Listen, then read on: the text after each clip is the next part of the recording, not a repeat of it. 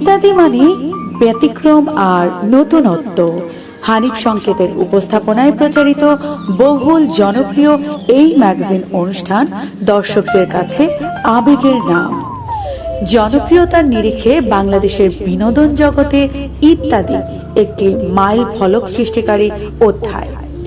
দর্শকদের ভালোবাসায় টিকে আছে বছরের পর বছর ধরে। মূলত চমক আর নতুনত্বে ভরপুর থাকে এই অনুষ্ঠানটি। সেভাবেই সাজানো হয় অনুষ্ঠানের প্রতিটি সেগমেন্ট।